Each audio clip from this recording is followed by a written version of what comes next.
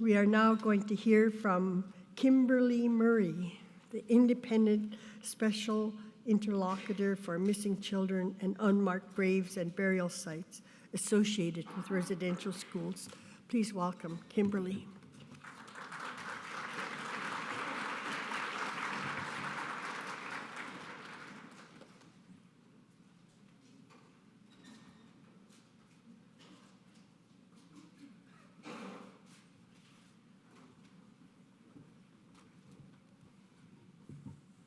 Thank you, Gwen. Good morning, everyone. Sego, Seguego, Skinagoa. Kimberly Murray, Yungas, Ganyegahaga, Ni Ganasatake, Wakwaho. As I introduced myself last night at our dinner, I'm Kimberly Murray. I'm Mohawk, proud Mohawk of Ganasatake, and I am the Independent Special Interlocutor. And I am very humbled to have that position and to hold this position and to earn your trust to do what is right to find the missing children. I want to say now I thank you to Cheryl Rivers for your opening words, your songs, and your prayers, and for bringing our minds together as one. And I also want to thank you for that beautiful Eagle song that you just sang, and I don't know where you've gone. I'm looking for you.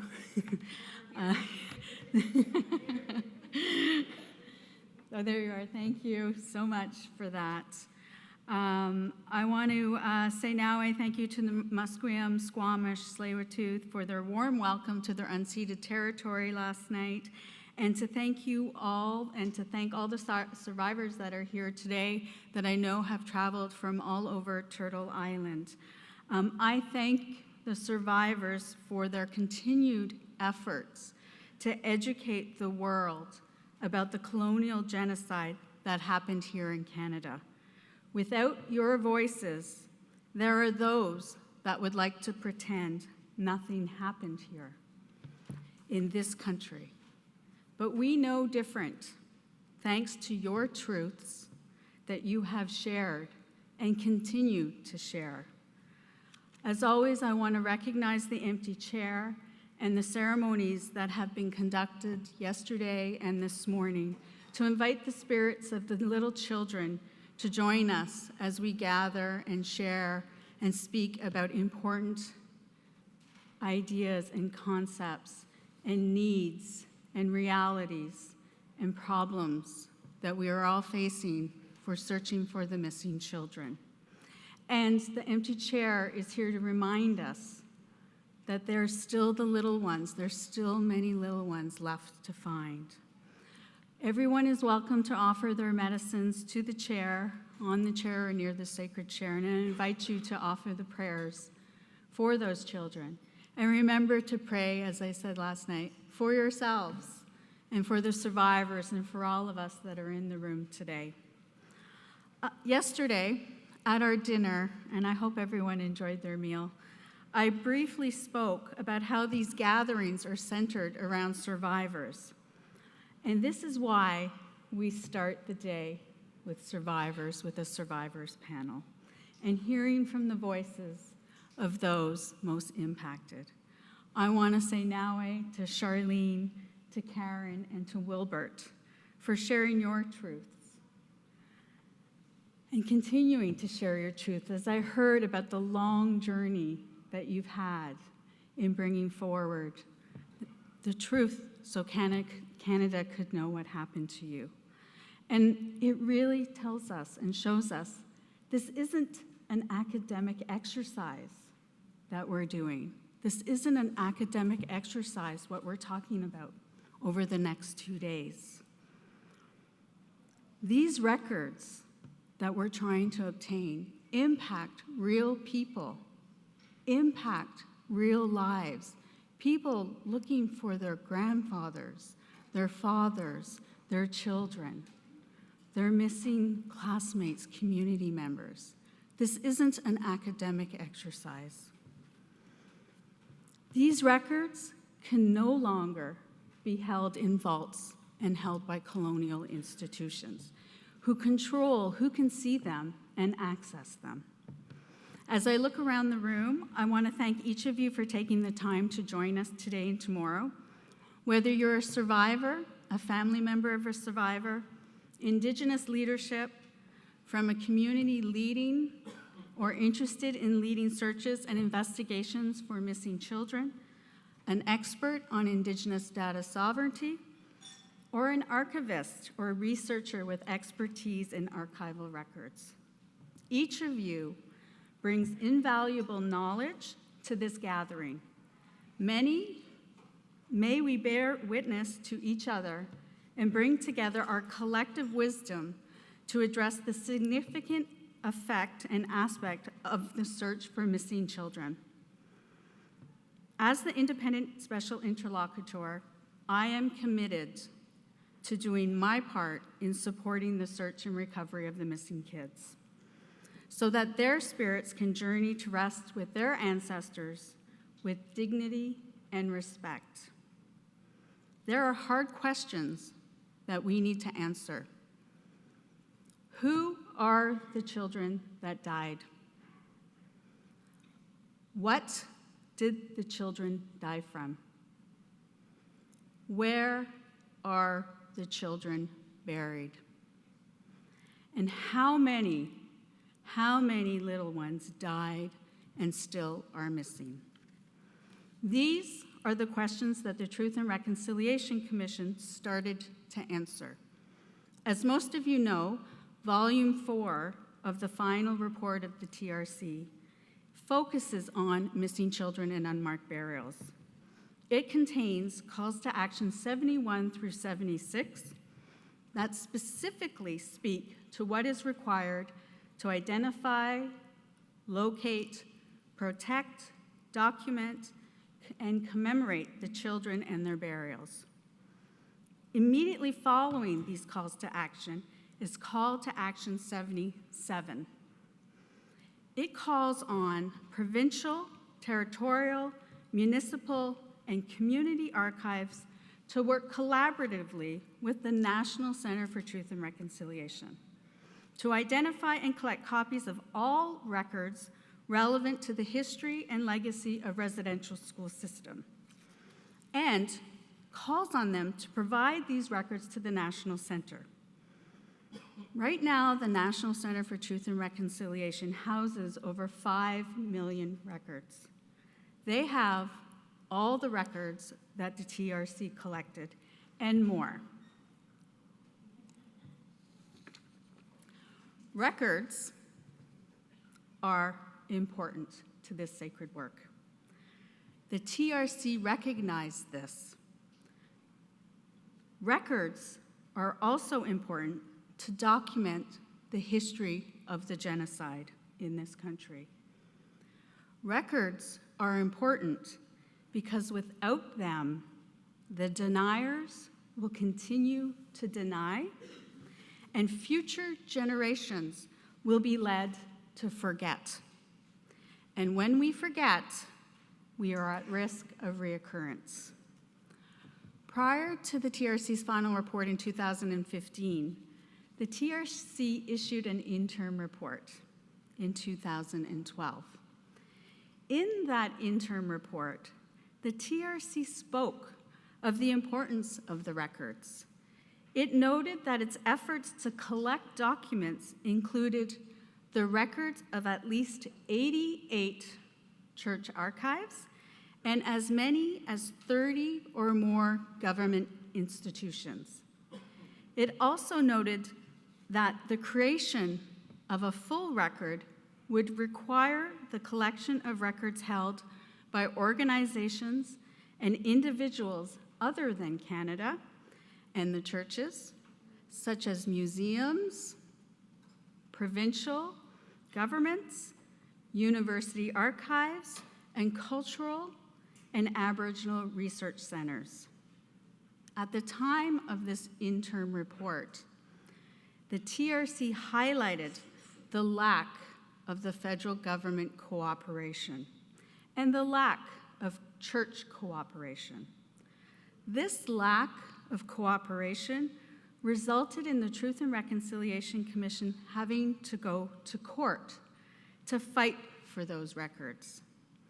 And it seems 11 years later, that fight for these records is not over. In 2012, the TRC called on Canada, the churches, and all agencies and organizations that are not parties to the settlement agreement, but have records relevant to the history and legacy of residential schools, to produce them. Yet here we sit, waiting and waiting for people to do the right thing. The Commission, as we will hear from former Commissioner Dr. Marie Wilson, was mandated to establish a national research center that would be accessible to survivors, their families, and communities. To assist the Commission in developing plans for this national center, the Commission hosted an international forum in March of 2011, right here at this very hotel, in this very room. The forum brought together representatives of truth and memory projects from 16 countries, survivors, academics, archivists, representatives of international, federal, and provincial governments. The participants discussed the benefits and the drawbacks associated with approaches for the development of a research center. So today and tomorrow, we need to ask ourselves, did the Commission get it right? What more can be done to improve access to the records? Who has control and ownership of the records? Does this need to change?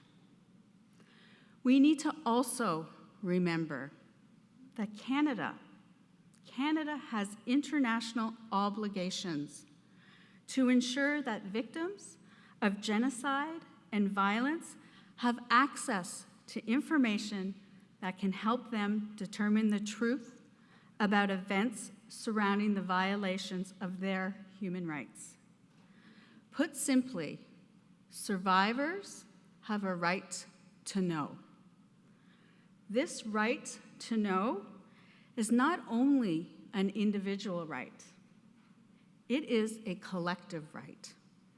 So we can draw on the past to prevent future violations. Recently, in 2019, the International Council on Archives Indigenous Working Group issued a declaration that speaks to what Indigenous people have been saying for years. Archives are unwelcoming colonial spaces. They hold millions of records that government and church officials created as they regulated and managed every aspect of Indigenous people's lives. Records with information about individuals, families, and communities that was gathered without your knowledge and without your consent. Today, we ask ourselves, how do we get the data back? How do we get the data back? And what do we mean when we use the term data? It is more than records, as we've already seen this morning. Thank you to Cheryl. It is knowledge. It is truth. It is history. Data is information and more. It can be the pulse of a revolution. Desiree Rodriguez-Lombert has pointed out that Indigenous people have always been data gatherers with advanced systems of knowledge. She says that Indigenous people were and are data warriors. Data is everywhere, and survival was often tied to one's ability to gather, analyze, and share knowledge. Data, however, is only valuable depending on who controls it. When we think about the sacred work of recovering the children, we must ask ourselves these questions about the information that can help find the children and their burials. Who owns the data? Who controls it? Who has access to it? And who possesses it? When we speak about data sovereignty, it includes many things. The ownership of historic and current identity, including intellectual property, such as language, stories, songs, poems, like we heard this morning, cultural signs, symbols, records, and information. It is the right of Indigenous people to own, control, access, and possess data that is derived from them and which pertains to a nation's membership, knowledge systems, customs, and territories. In practice, Indigenous data sovereignty means that Indigenous people need to be the decision makers in how data about them is utilized. Indigenous governance is key to ensuring that Indigenous values, rights, interests guide decision-making about how the data is collected, accessed, stored, and utilized. The United Nations Declaration on the Rights of Indigenous People establishes the minimum human rights standards of Indigenous people worldwide. Data can help monitor these human rights standards. The Truth and Reconciliation Commission spoke extensively about the importance of data in many sections of its report and its calls to action, whether it be in measuring progress to closing gaps in education and income, measuring the state of health of Indigenous people, or the overrepresentation of Indigenous people in the child welfare and justice systems. And with respect to missing children, the TRC highlighted some significant challenges. This is what they noted. The number of children who died in Canada's Indian residential schools is not likely to ever be known in full. The TRC stated that the most serious gap in information arises from the incompleteness of the documentary record. Many records have simply been destroyed. According to a 1935 federal government policy, school returns could be destroyed after 5 years, and reports of accidents after 10 years. This led to the destruction of 15 tons of paper. Between 1936 and 1944, 200,000 Indian affair files were destroyed.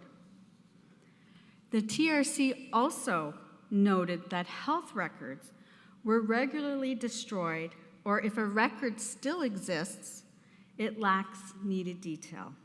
For example, it was not uncommon for principals in their annual reports to state that a specific number of children had died that year, but they never provided their names.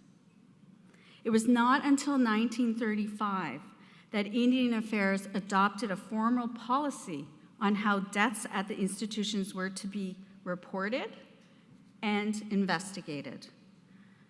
We now know that many deaths were not reported to Indian Affairs.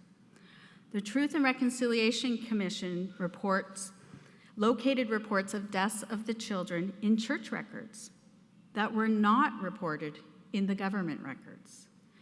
In addition, in many cases, school officials appear to not have recognized their responsibility under provincial laws to report the deaths to the provincial vital statistic offices. This means those death records on Ancestry.com that we're all accessing are incomplete as well.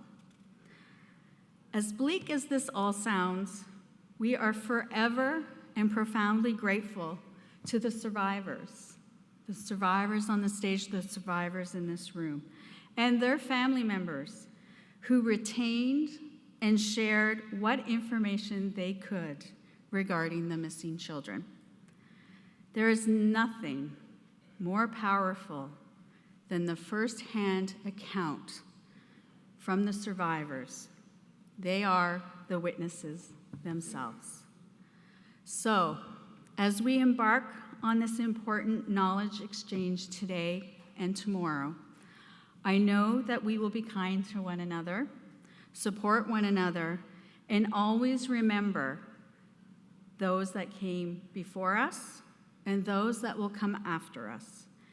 And let us keep the missing children in our hearts and our minds as we ask and try to answer some of the difficult questions I mentioned.